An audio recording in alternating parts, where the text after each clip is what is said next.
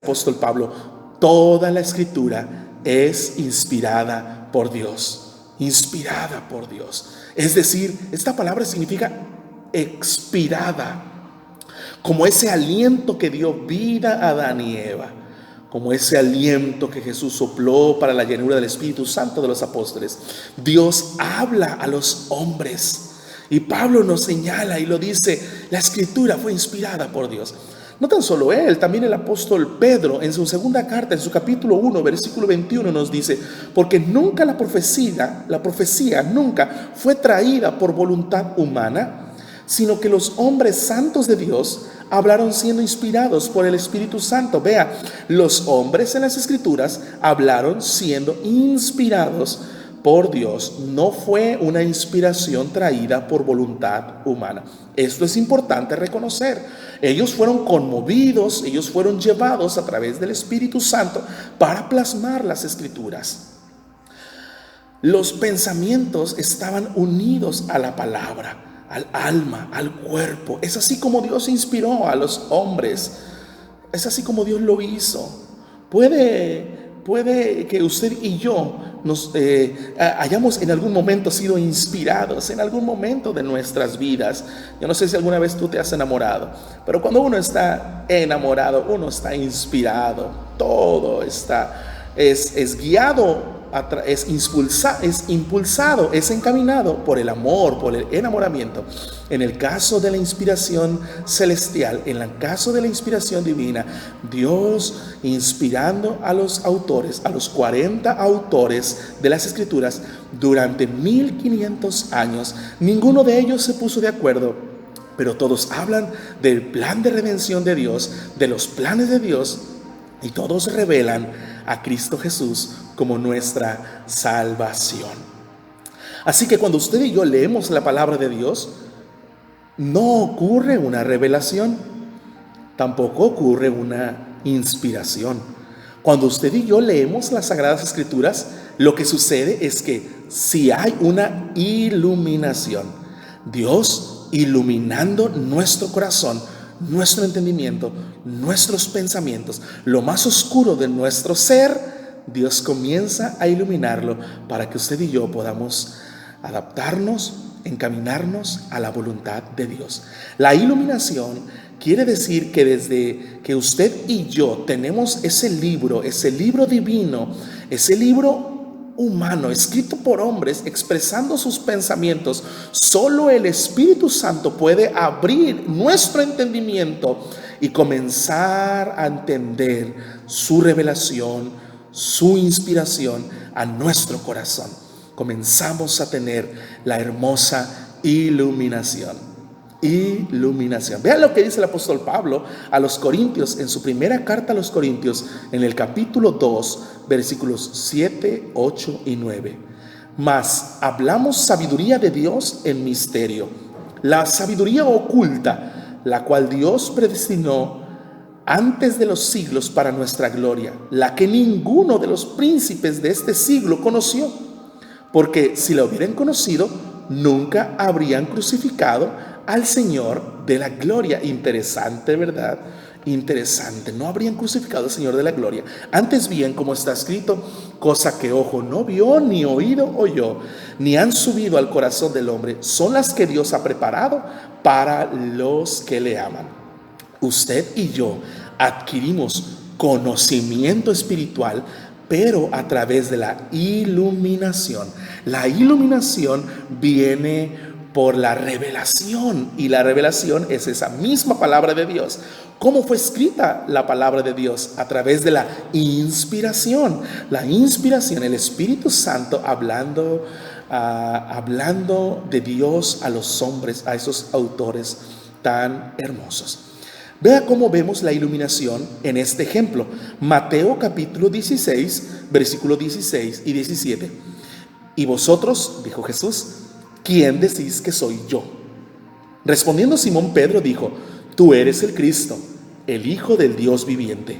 Entonces le respondió Jesús, bienaventurado eres, Simón, hijo de Jonás, porque no te lo reveló carne ni sangre, sino mi Padre que está en los cielos. Vea cómo el Señor está haciendo una iluminación al conocimiento de Pedro.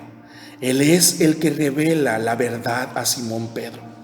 Hoy en día solo Dios puede abrirnos nuestro entendimiento a través de su palabra. En el día de la resurrección, el Señor Jesús caminaba hacia... El día que Jesús resucita, el Señor camina en el camino rumbo a Emaús. ¿Recuerda? Acompañado de 2 apóstoles en el camino. Ellos hablaban. Eso lo revela, esto lo dice Lucas 24, del 17 al 20. Así sucedió. Platicaban estas cosas. ¿Qué pláticas son estas que tenéis entre vosotros mientras camináis por qué estáis triste? Dijo Jesús. Respondiendo uno de ellos, que se llamaba Cleofas, dijo: ¿eres tú el único forastero en Jerusalén que no ha sabido las cosas que en ella han acontecido o en estos días? Entonces él les dijo: ¿qué cosas? Ellos le dijeron: de Jesús el Nazareno, que fue varón profeta, poderoso en palabra y poderoso en obra y en palabra delante de Dios y de todo el pueblo, y cómo le entregaron los principales sacerdotes y nuestros gobernantes a sentencia de muerte y le crucificaron. Vea, Jesús va hablando con sus discípulos, Jesús va allí, pero ellos no le están conociendo, no le están reconociendo, no lo están reconociendo. Pero en algunos instantes el Señor se revela, el Señor abre sus ojos. Lucas 24, 25 al 27. Oh insensatos y tardos de corazón para creer todo lo que los profetas han dicho. ¿No era necesario que el Cristo padeciera estas cosas y que entrara en su gloria? Y comenzando desde Moisés y siguiendo a través de los profetas, les declaraba en la Escritura lo que de él se decía. Vea cómo Jesús, para abrir el entendimiento de los discípulos, en Lucas 24, del 25 al 27, Jesús comienza a hablarles de la palabra de Dios, lo que Moisés y los profetas están hablando. Jesús, para abrir el entendimiento de cada uno de ellos, habla desde la palabra del Señor. Entonces dice la palabra de Dios que fueron abiertos sus ojos y pudieron reconocer que era Jesucristo. Y ellos lo dicen de la siguiente manera: nos ardía el corazón mientras hablaba, nos ardía el corazón mientras nos comentaba la palabra de Dios. Era Cristo Jesús, era nuestro Salvador. Es interesante, es necesaria la verdad en nuestros corazones. Así que en este primer estudio bíblico acerca de la serie Escudriñando la Verdad, Escudriñando la Palabra de Dios, quisiéramos entrar a lo que tiene que ver con la interpretación, con las reglas hermenéuticas, y esto lo vamos a seguir desarrollando a través de esta serie. La interpretación tiene que ver con la explicación que usted y yo damos de la palabra de Dios. Y esa es la razón por la cual existen varias denominaciones: bautistas, metodistas, presbiterianos, pentecostales. ¿Te has dado cuenta que existen varios? ¿Cuál es la razón? La interpretación es la que nos hace diferenciarnos unos de los otros. La interpretación. Pero ¿qué sucede? Algunos interpretan la Biblia con algunas reglas diferentes de otros. Algunos consideran la palabra de Dios al interpretarla y crean sus doctrinas. Por ejemplo, varios de nosotros vemos la palabra de Dios y la consideramos como un todo, tanto el Antiguo como el Nuevo Testamento. Pero hay gente que no lo toma así.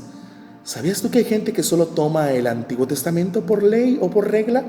Hay gente que solo toma el Nuevo Testamento por ley o por regla. Es interesante que hay algunos solo toman los evangelios. Algunos toman solo los salmos. Es aquellos cristianos que solo leen los salmos. ¿Los conoces?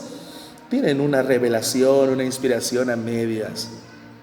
Ahora, hay ciertas reglas que debemos seguir al tratar de interpretar la palabra de Dios. En primer lugar, debemos considerar el propósito que abarca toda la Biblia, la razón de la palabra de Dios, la razón del estudio de la verdad. ¿Cuál es la razón de la revelación de Dios? La salvación del hombre. En la palabra de Dios, en las Escrituras, vas a encontrar la salvación de la humanidad. Número uno. Número dos, también debemos considerar a quién está dirigida las Escrituras. Por ejemplo, hace años Dios dice a Josué: levántate y pasa este Jordán.